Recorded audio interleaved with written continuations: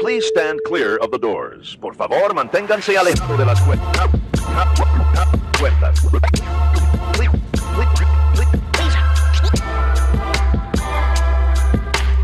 Please stand clear of the doors. Por favor, manténganse alejado.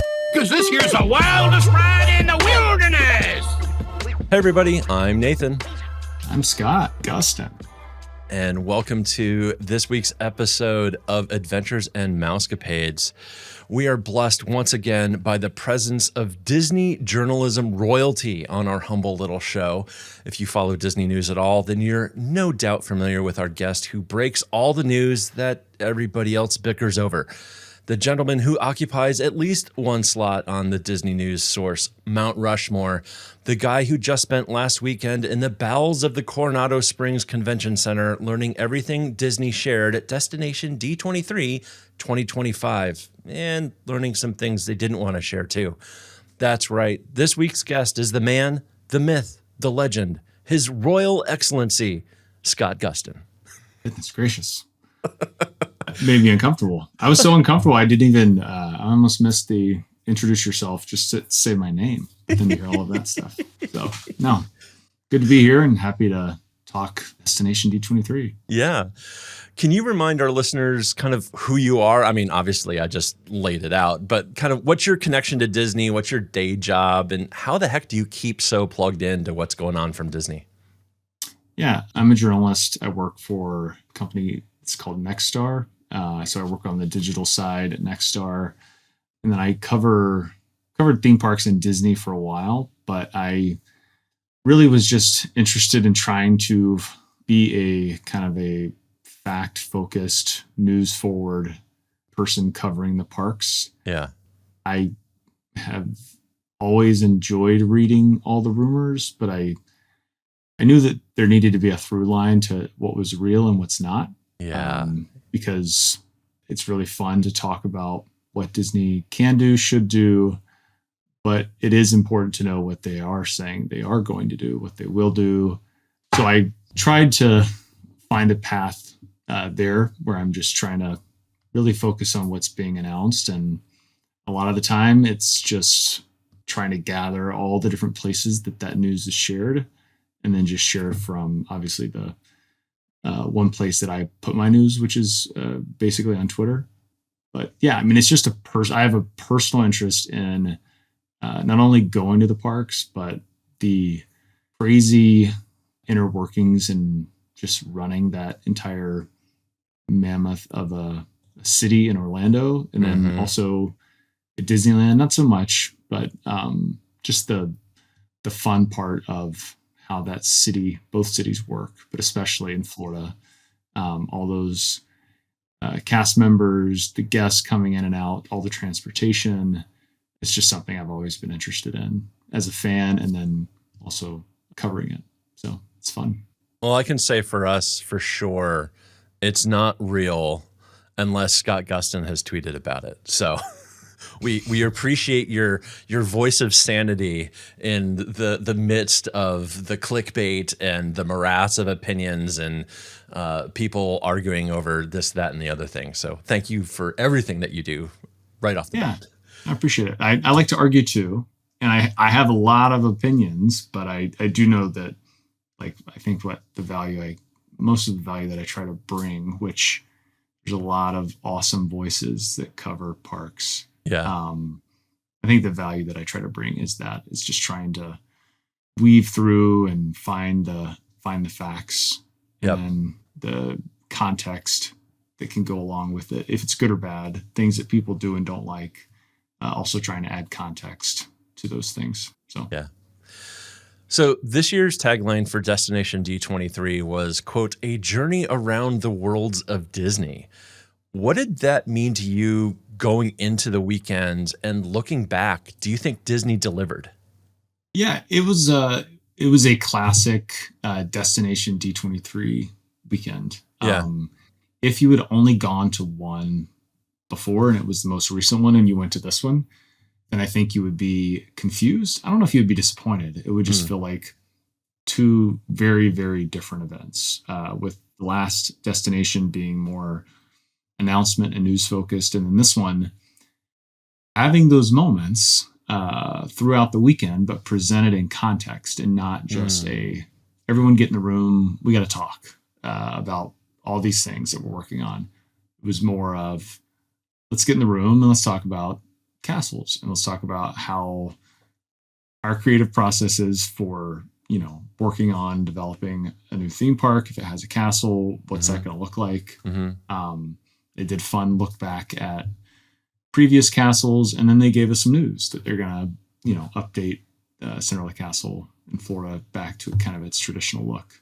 Yeah. I think in the previous destination, that would have just been part of a bigger panel that had a bunch of announcements in it, and then it would just have been, oh, by the way, we're going to paint the castle.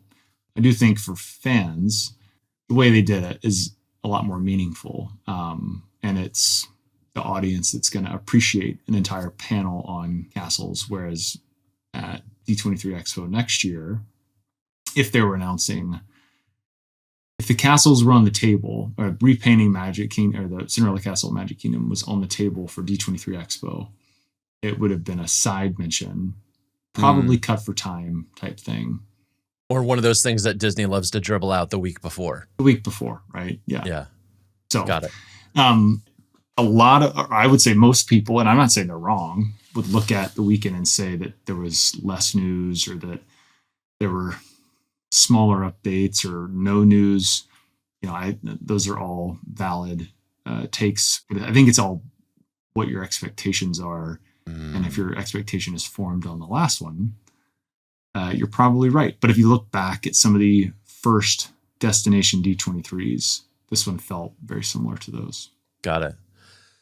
I just kind of mentioned this a little bit. Disney loves to dribble out news ahead of these events, both Destination D23, which happens on the even years at this, or odd years this point in Orlando, and then D23 Expo, which is on the even years in Anaheim. So the week before Destination D23 this year, there's a whole bunch of news that came out. We got some details about Zootopia Better Better Zoo-gether. My apologies to the branding department there, including a meet and greet with Nick and Judy. We got some updated renderings and story elements about Big Thunder Mountain and its refurbishment. We got a lowdown on the rethemed pre-show at Rock and Roller Coaster featuring Dr. Teeth and the Electric Mayhem, which looks awesome. And we got to see the updated ride vehicle coming to Buzz Lightyear's Space Ranger Spin. Why? In your opinion, why does Disney do this ahead of these shows instead of adding to what's happening on the weekend? They didn't have a Buzz Lightyear panel, right? They didn't have a panel to talk about all of those bits of news. I think that week before was very much Walt Disney World setting up the one thing that matters to them, which are bookings in 2026. So they want to lay out everything that they have coming up for the next 12 months. Zoo-gether, you're the only person that's ever going to misspeak and call it Better Together. I'm sure you're the only one. Sorry about that. What a weird name that is. But that's opening this year. But over the next 12 months, right, that's what they focused on, were all the things that are important to them as a resort.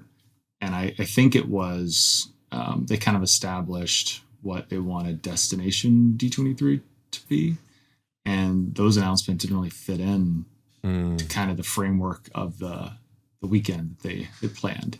And I think also it was just, I think Walt Disney World had their own priorities, and they're not to make a really good weekend for Destination D23 as much as they would love for that to be the case. Like, their job as a resort is to increase bookings and sell people on coming next year. So yeah, as someone who was down there for those announcements and then down there for Destination, and I came home in between, it would have been nice if it was all at the same time, selfishly, but I understand why they did it that way. I mean, it makes sense. Yeah, when you kind of stand back and look at it, but that's kind of based on a view of knowing they were going to do it differently versus how they've done it in the past. Yeah. So even though they've done week before announcements, like you said, this one was different because it was intentional in previous years, those are things that kind of just didn't make the cut. These would have made the cut in previous years. It just didn't make the cut because of how they wanted to have that D23 weekend go. Right. The format had changed. Right. The format had changed, and Walt Disney World, I think, also wanting to kind of do their own way of presenting all of those headlines. So. Yeah. Yeah. That makes sense. Of everything that did come out early, anything stick out to you as a big surprise? Or a big win? I mean, I think all of it's a good win. Yeah. I love them finding ways to make kind of smaller updates to familiar attractions and things that we enjoy and love. Even ones that are not, this was at D23, ones that are super popular with a small group of guests, finding a way to improve it and make it just as popular with those guests, if not more, and then also open it up to more people, like the Carousel of Progress update will do, right?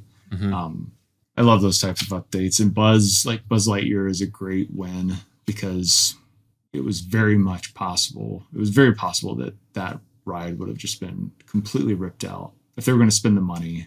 Yeah, it was very likely that it was going to be a rip and replace and new IP. Who knows what it would be, but I'm glad that they did it the way that they did it. And I think that it's just a win, the strategy in and of itself. Like, it doesn't need to be 2 years of nothing there so you can take it out and put in something very similar with Wreck-It Ralph or whatever it might be. Right. So I'm encouraged that they are able to improve upon something that is a very popular attraction. Right. And of all those Toy Story shooters, that is the one that has historically frustrated me the most, just because the technology is so different. And anything that can help spruce that thing up and actually put it back on my list of an attraction that I actually want to go participate in is good.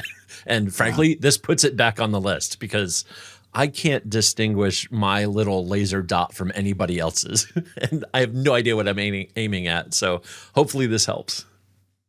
Yeah, I feel like I could, and it was my one few skills in life was being really good on that ride. So selfishly, how to impress the kids. Yeah, if I only was thinking about myself, then I might say you can just leave the blasters attached and clunky. It's fine. Just update everything else. I mean, for that ride, everything, it was really, they needed to update the blasters and the targets. Yeah. But for me, it really was it just looked old. Like inside, dingy and all of that. Like it just I'm hoping they give it an update for all of the signage and all the things inside in a way that it will kind of withstand time better. Whereas all of the bright stuff that they put in there before just collects dust and it's very visible. So I hope they go more lighting and LED ways versus the glow in the dark look, which it just, you don't paint it very frequently. It can look old really fast. Yeah. There's a few other rides that I have similar opinions on, but we'll put a pin in that. We'll circle back around to that a little bit. Let's pivot to the main event. So unlike D23 Fan Expo in Anaheim, Destination D23 in Orlando is significantly scaled down. How would you describe the focus and outcomes that Disney is looking to drive with Destination D23 in contrast to what we get in Anaheim?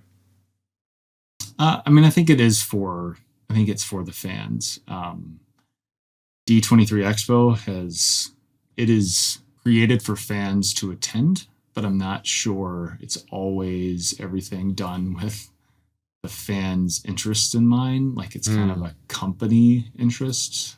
Very much like, here are the brands that we're now working with. Here are the shows that are important to us. Yeah. It's not just that. Obviously there is an overlap. Yeah. But everything at Destination D23 is very fan interest and fan focused. I mean, entire panels and concerts for the Goofy movie, that is only driven by fan interest. Whereas at D23 Expo, it's the company kind of saying, what do we really need to be pushing that's releasing in the next 8 months? What do we need to make sure we're talking about? Whether people are super interested in it or not.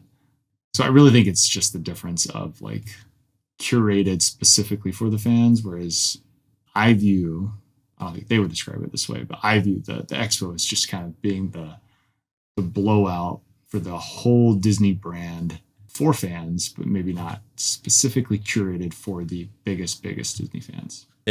I think that what's coming into my brain is to borrow from like the TV industry. It's like the Disney corporate wide version of like their upfronts is what you get in the D23 Expo in Anaheim. I love what you're saying. It's everything that's going on TV and the parks and the cruise, like everything that's going to make them revenue and money. They're targeting that messaging and trying to get buzz around everything, not just from the Disney fan community, which I think is what you're saying. The Destination D23 is really for kind of the hardcore, not the hardcore fans, but us Disney nerds who are really interested in the history and the intricacies and the behind the scenes and all the rest of that stuff, versus what's coming out of D23 Expo is the flashbang show to get Disney front and center in the general population's brain of, I do want to go see that movie, or, maybe we should think about visiting a Disney park for our once in a lifetime trip because that looks really interesting and I want to go experience that. Yep. Yeah. I mean, D23 Expo has plenty of, because they have multiple things going on at once. If for anyone who hasn't gone, like Destination D23 is everyone's in the same room the entire time. If you're not going shopping or doing anything else, all of the panels are in one room. So you get to sit in the same seat. Everyone's watching the same weekend. D23 Expo is more kind of choose your own adventure when you can. Yeah. Some of the things you have to, get lucky to even get a seat in. Yeah. And there are plenty of panels that are super, focused for fans of Phineas and Ferb or whatever it is. But the big blowout events at D23 Expo, all of the things on the showroom floor are much more often focused on what's important. The company or the fans versus just like fan-driven itinerary and topics and story. Yeah. You get at Destination. Yeah. So at Destination D23, the main event is Saturday and Sunday. There were some tie-ins happening like at Disney Springs as soon as like the Tuesday beforehand. Were you in town to catch any of that stuff? I was not. No, Okay. I didn't do any of that. No. Okay. And it's really just, hey, you've got a bunch of fans in town. What special tie-ins can we do? So I think there was a special fan day at one of the parks or some other things going on at Springs. It didn't look like any news or anything was coming out of that. It was just kind of branded exercises, if you will. I am very news focused at these things. When I go, I do try to enjoy my time, but it is always, I'm constantly just trying to figure out, is there news happening? And for that one, when I knew that there wasn't, I decided to, because I already said I went to the event, the news event the week before, and then I came back for Destination. I decided to wait a day before coming back again, since there was no news happening that day. Good call. Of course, one of the biggest draws for many D23 members is the opportunity to browse the special merch offerings, especially at D23 Expo. But they had a bunch of merch shops at Destination D23. It looked like this was solely Disney-run stores with the company store, Mickey's of Glendale, Ink and Paint Marketplace, and a couple other smaller spots versus, like you were mentioning with D23 Expo, like there's a whole show floor and you've got lug and bobbleheads and Lorcana and like everything under the sun is there. In your opinion, was this a better setup? Do you ever think this would be done in Anaheim, or is there just too much content that they'd want to share in Anaheim? Like it really lends to a different format. I wouldn't say it's better. I think it's similar. It's just on a smaller scale without the vendor only speak like Lug and Roosevelt's having their own spots. Like you didn't have that. Everything was in these central stores, but the same stores that they have at D23 Expo. In general, I'm not a big shopper.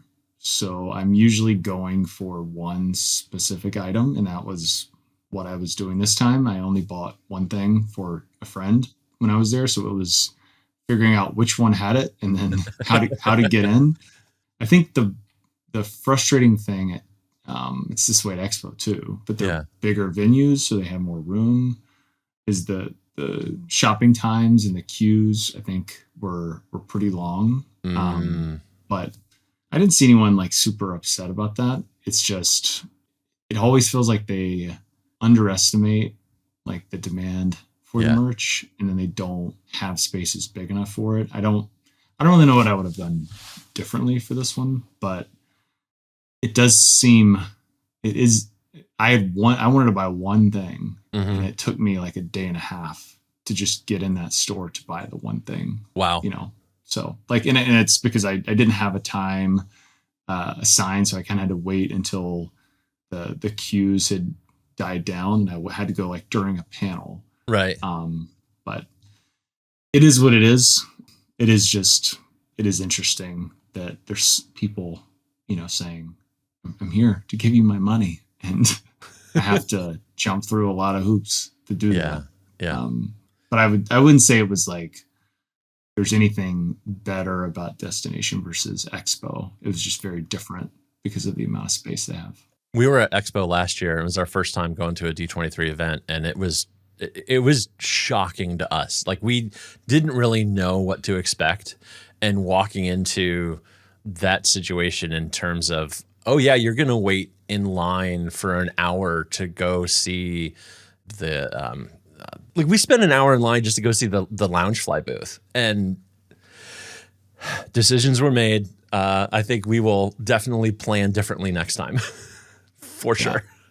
There are studies about why those queues work, and because once you've spent an hour in line, you're like, well, I have to buy something, right? Yeah. Like I just waited an hour. So there is some evil strategy to how those operate. As the person who doesn't buy a lot and just kind of wants to go see, doesn't work out. But I mean, I don't know why. The source shouldn't care what I think, because I'm not the target, right? So, right. If you're not going to give them your money, then they don't really care. They could care less. Yeah. You mentioned it earlier. The other big difference is that there's just a single flow of presentations in one big room. You called out the Destination D23 approach this year kind of harkens back to what they used to do kind of pre-pandemic. Do you think that this makes a lot more sense for the Disney World edition of D23 moving forward? Is it a better kind of setup for them? Yeah, I mean, for Destination D23, they've always done it that way, where it's just a single room for all presentations and not all the breakouts. I think that only works. That only works for Destination. You know, if you compare it to D23 Expo, it's the main hall. Right. But there's just no other options, right?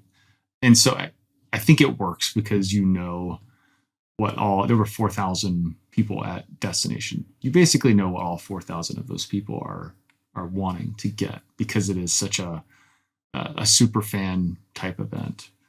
But what I do not like about D23 Expo is FOMO, and that's this constant, especially when everyone's going in these things with a different agenda. But like, if I'm trying to just find news, then I'm constantly wondering, well, what's being talked about in that Marvel panel? Like, the title didn't sound that interesting, but maybe it actually is a good panel. Yeah. And you're often like limited to very bare descriptions or titles for some of these panels, and you have to make a decision.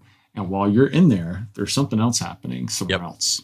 So part of me does not like that. I do like that it gives you options, but I did often find there's a very specific panel, I won't even say it, that I don't even know what was discussed, because the entire time I was in there, I was following on Twitter news that was coming out of another panel that I couldn't get into that did have lots of news in it. That was not the best use of my hour. Yeah. Just being in that room, staring at my phone. And this was in Anaheim. This was at last year. Yeah, this was last year. Yeah. Yeah, I think we were gonna go to Expo this year, and then I don't know that we're gonna go to Expo this coming year. At this point, we'll see. The more and more you talk about it, the Disney World version sounds a lot more appetizing for us because we don't have that FOMO. But I have to admit, there was something about being in the Honda Center for those 3 nights that was absolutely fantastic. Yep. And that's coming. I mean, that was probably the most exciting news. I mean, we knew Expo would be back, you know, barring some shock. But it was good to see that worked for them. Yeah. Like I know it had to have been expensive, you know, for them to do it. Yep. So the fact that they're doing it again I was excited to see that too, because that was really, really enjoyed that. Well, let's pivot back to what they did talk about at Destination D23. Saturday started off with a much anticipated session called Disney Villains Icons of Evil. And I think we all thought, okay, if there's going to be parks news coming out of any of these things, we know we have a Villains Land coming to Magic Kingdom. This is where we're going to learn a ton. Maybe. Did we learn anything about what they're planning to do in the new Villains Land, or is nothing really? No, I mean, if you're interested in very vague descriptions of research trips in the extremely early process of creating a new land, maybe, but no, there was nothing there. Okay. I mean, I think the goal seemed to be that they just wanted people to know that they haven't like changed the plan. Like there's been, anytime you announce something so far out, if there's any moment of silence, there will be people saying like, maybe they changed their mind. Maybe they've canceled it. And so it almost seemed like a progress report check-in. Like, yep, still happening. Nothing's changed. Same size. Everything we told you, and we're still working on it. Yeah, it's kind of what it felt like. Got it. So even though there wasn't a dedicated panel, the parks did get some love during the event with announcements about updates to Carousel Progress. We got some news about Tron Light Cycle Run and the castle, which is what you alluded to earlier. What are your thoughts about what we heard? Yeah, I would say probably most excited about Carousel of Progress. We didn't really get a timeline on that, but I'm jokingly saying this, but I do wonder if it's just a situation where that ride is in need of actual maintenance to the ride structure. Yeah. And it just makes me wonder if it's just going to come to the day where it just stops. And they're like, all right, now's where we're going to start our refurbishment. But I think it'll happen at some point next year. Yeah. I think most excited for that because it is a deserving ride of an update. It needs it. And I think we'll also get to see them kind of perfect the Walt animatronic, which they didn't 100% stick the landing at Disneyland. Yeah. Have you seen that one in person?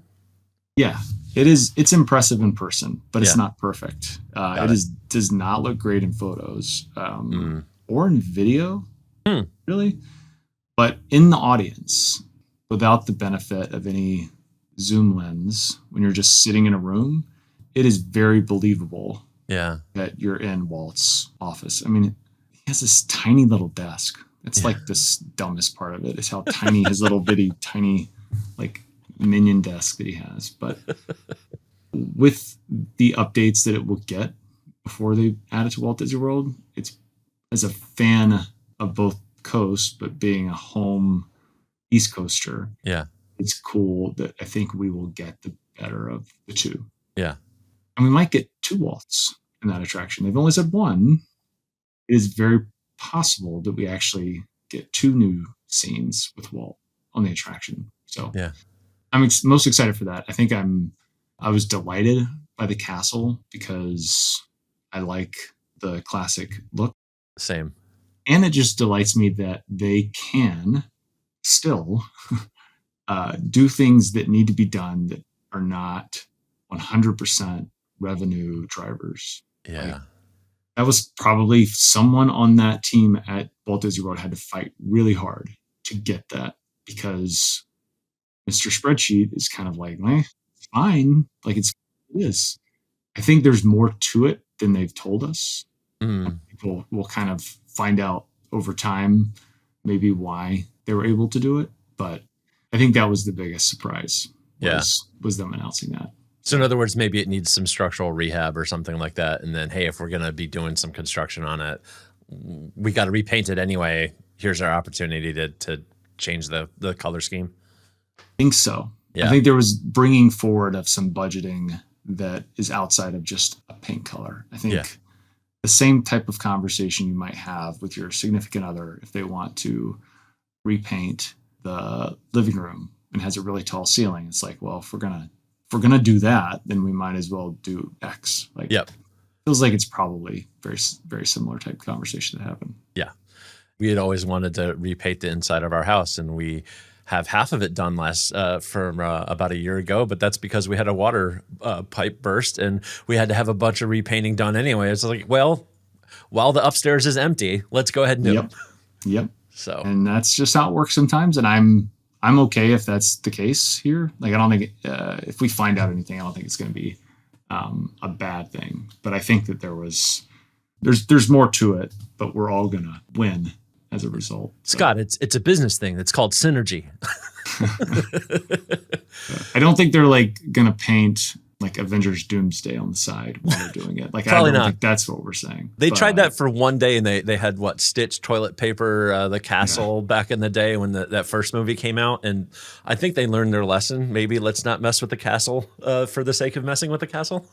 Yeah, I mean it's really funny to go and just look at the castle through the years up until like 2010. They did a lot of weird stuff. I mean, not even ones that people talk about. Like, there's a very interesting castle overlay they did to celebrate the 50th anniversary of Disneyland that has this like giant like mosaic type thing right in the middle of the castle. One that I don't see a lot of photos of.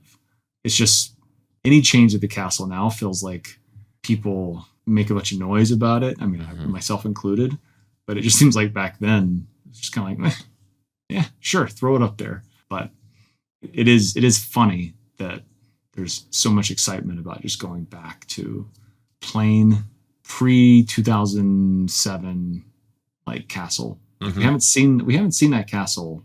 It's not just the pink castle we have now. We haven't seen the castle that they're going to give us. We really haven't seen that color scheme in almost like 20 years. So I'm excited for it, but mostly excited that they were able to get it done. Yeah. That makes me optimistic for other stuff too. Yeah. Yeah. Saturday night's main hall presentation wrapped up with a celebration of the 25th anniversary of the Emperor's New Groove. And then I'm going to butcher this, Zootopia night at Typhoon Lagoon. Did you make it to either of those? I went to the Cusco thing. It didn't do any of the water stuff, but we just went to see some of the characters. Yeah. It was a fun event. It was good. Nice. And it was not crowded at all. I don't know. Huh. Maybe people that have done like the H2O Glow, it probably was similar attendance for that, but maybe even below that. But they had the free ice cream bars, popcorn drinks type thing you get at the after hours event. So it was fun. Nice. There were a number of sessions over the weekend celebrating, and I'm going to go, this is deep Disney nerd stuff here. So Exitencio, the Three Caballeros, Disney Legacy panel with Roy P. Disney, plus a session from Disney Archives. Anything stand out to your Disney nerd heart from all of that? I mean, it was all interesting. I found myself, I think my one biggest complaint about the event was the Wi-Fi was just the worst. Oh, so unfortunately, myself and a lot of people that were trying to work had to leave the venue to actually work. So there were some panels that I actually missed because I was trying to share news, but you had to like go out of that conference center, literally out of the building sometimes to get a signal. So if it wasn't about parks, I was either not able to listen in a way that I maybe would have wanted to, or I literally was out of the room. Yeah, got it. Well, You did mention in closing out the weekend on Sunday was a celebration of the Goofy movie's 30th anniversary. And then something called the Disney 80s and 90s celebration concert. What was that all about? I did not see that. I had Okay. to go. I had to leave, but it looked like a lot of fun. There was, I think, actors from a few movies. Kind of all on stage singing together. I think you'd have to fact check me on this. I want to say that's a thing that they've done before. Like, I think they've done it on some of the cruises and they've done it other places. So I think it was a bigger version of anyone who's seen like that show. It was like a bigger version of that. Yeah. There was a cruise line adjacent event where I remember somebody talking about this and I can't remember. Oh, it was the most recent DVC member cruise. Yeah. That they had. And I think this concert or a pared down version of this concert was there. Yep, that was it. Okay, got it. Okay, so same kind of thing. So fun for the Disney nerds. That's such a bummer that Wi-Fi and everything else wasn't working. Ugh. Yeah, and it just happens at these things. Yeah. Like I was using cell service at one point, and then trying to use the Wi-Fi. I don't complain about it too much because I think a lot of the Wi-Fi was getting eaten up by people that were streaming for the people that were not there. And I'm glad that they did that for the people that couldn't come so they could see it at home via someone streaming on YouTube. Yeah. But I had to like change the settings on my phone to take super compressed photos just so I could get a image to upload for a lot of the time. So it was, and some of the people that were at the event, Drew the Disney dude on Twitter. Like, he just ended up sitting at the very, very back of the room, like near the door. So because that's where he found one spot that he got the best Wi-Fi signal, and he's like, all right, I'm just staying here. Hopefully they do some infrastructure upgrades to the Coronado Convention Center before they got 2 years to get it done before they're back, I'm sure. Yeah. So from a Disney Parks news perspective, and we'll include all the pre-show announcements from the week prior to Destination D23, did we get what you thought we'd get? I got what I thought we would get a week before. Mm-hmm. Like after when I went to the event at Walt Disney World and they talked about the things they talked about, a lot of things I thought that would come up. I have a Substack. I wrote some predictions on there, and I want to say like half of the things I predicted for D23 actually happened the week before.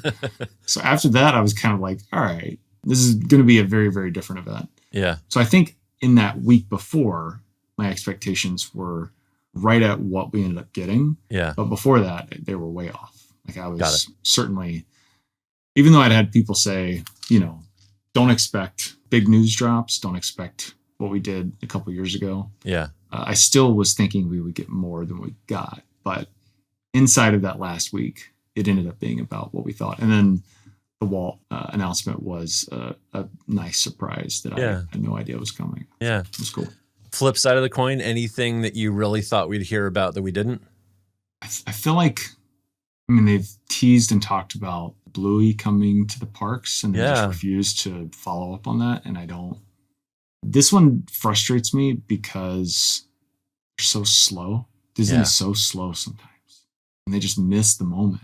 And I don't really think that's the case with Bluey because it's always going to be popular with a certain age group and with parents that have young kids. But it just seems like, why would that not be the project that you could figure out how to speed up?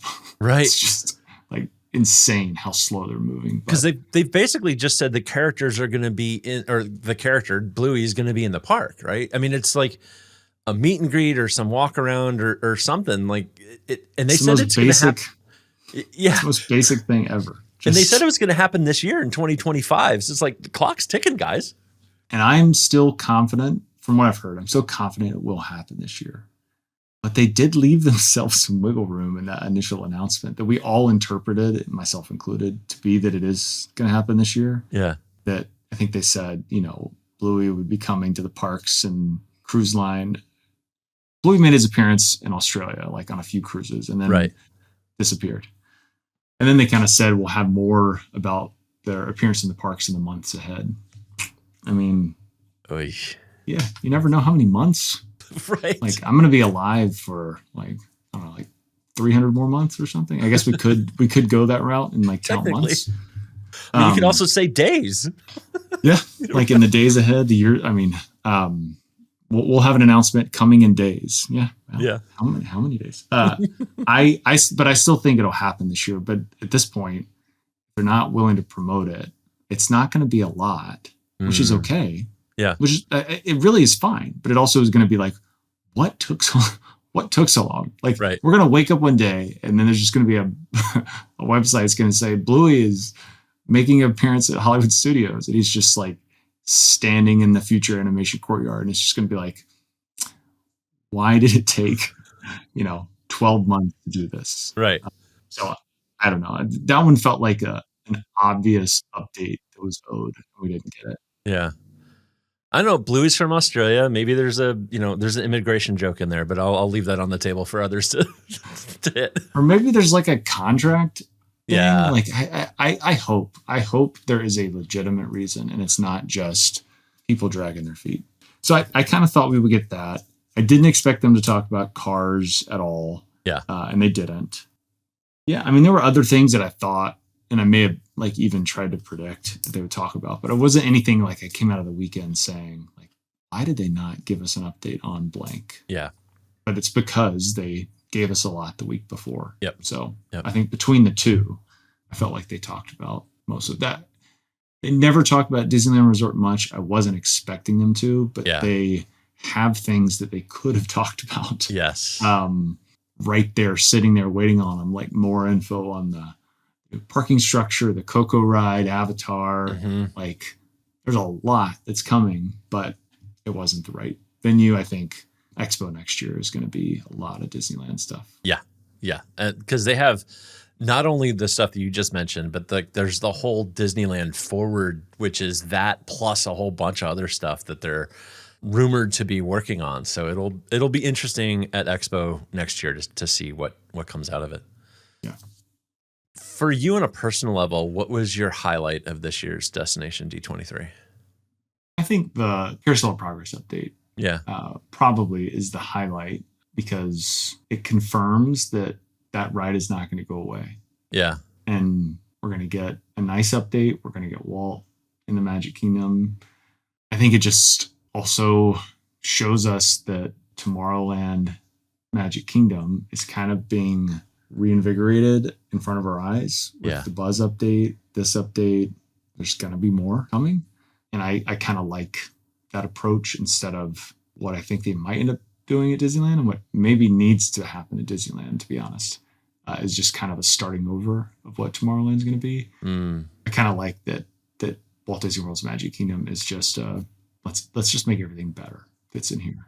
Like they have to retrack Space Mountain, give us an updated but familiar, better Space Mountain. Like that sounds awesome. Yeah. But I would say the Carousel of Progress announcement was probably it for me. Yeah. As we shift into kind of, that forward looking at what we think may come out of D23 Expo in Anaheim next year, there's a ton of stuff. We just talked a little bit about it that they're planning for the whole Disneyland Resort area. I know it's early, but if you were to put your prognostication hat on, what do you think we hear about next year? Any specifics? Last D23 Expo was a lot of announcements, right? I think this year or next year is just significant updates on those projects. Details.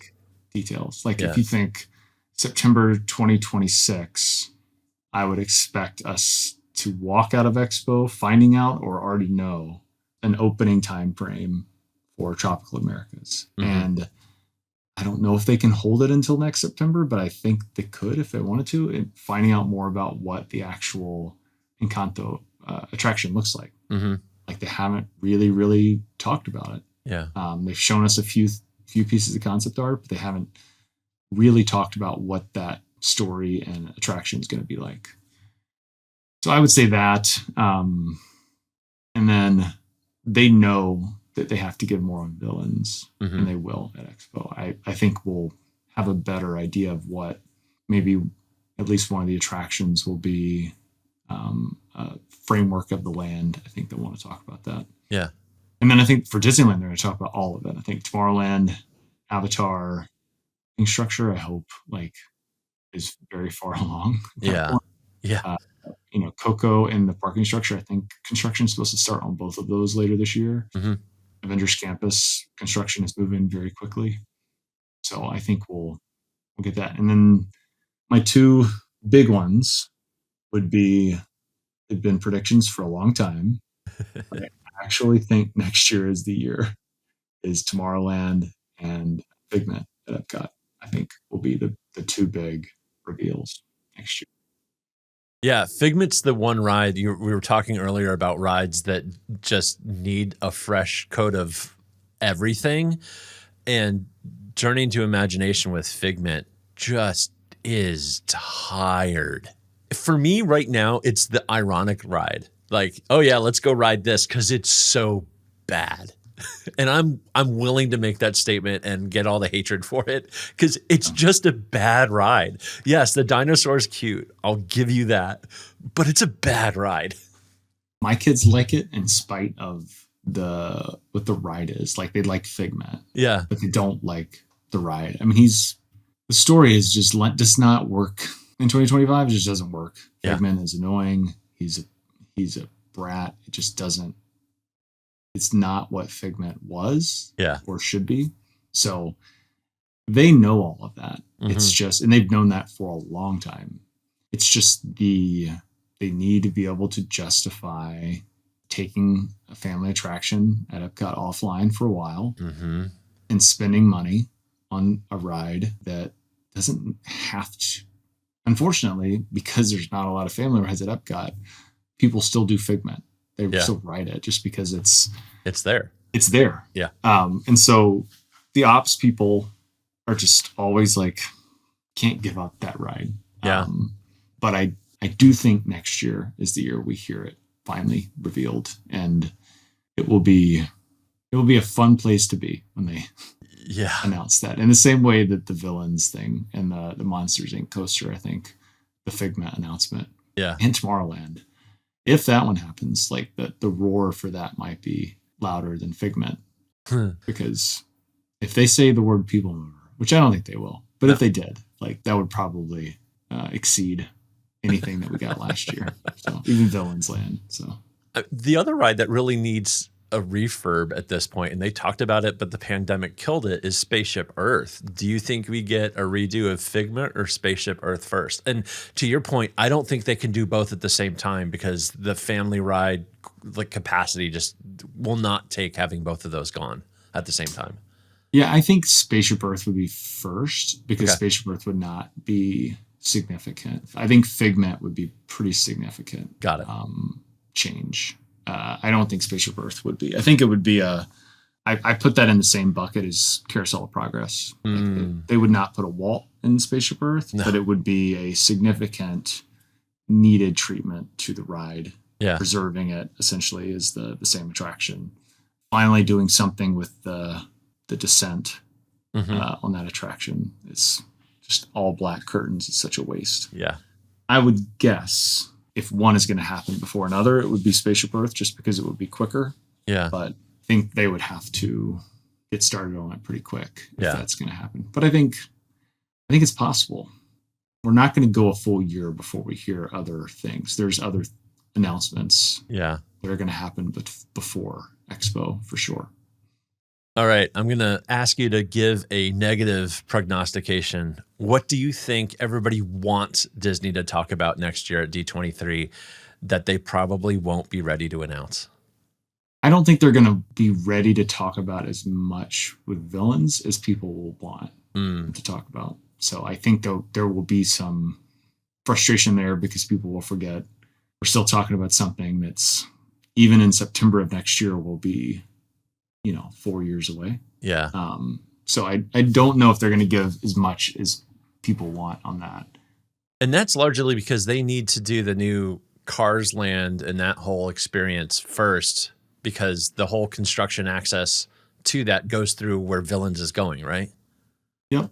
Okay. Literally paving the way to Villains is Cars, right? So there's that. I don't love the fact that Disney always has to talk about things as early as they have been over recent years. Like, it's not natural for us to need to know every detail about Villain's Land that's opening possibly in 2030. Right? Yeah. Like, I don't know if I want them in a box and saying, well, we promised Maleficent, and then some great Disney movie comes out a year and a half from now that has like the greatest villain Disney Animation's ever created, and then not feel like they can do something with that. Like, as a fan, I don't need that, but I know people want to know. Yeah. And part of me does want to know. I just think we're also not being very fair to the process to expect it.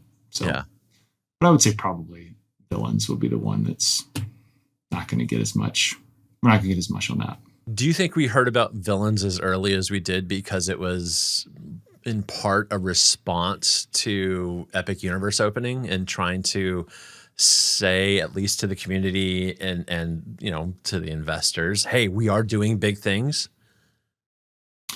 Yeah, I do. I mean, I think that it didn't hurt, I guess. But I think the reason we heard Villains from the beginning was because of their vision of removing Rivers of America and changing Magic Kingdom. From the beginning, I think it was always on the table. It wasn't always the decision, but it was part of it. And I think they knew that fans would be excited for it and wanted it to be a package deal. I don't think there would be as much excitement today for all of it. And people are still upset about Rivers of America. But if you said right now, the announcement was, we're taking away Rivers of America, we're putting in a Cars attraction, and then we're going to have even more magic behind it.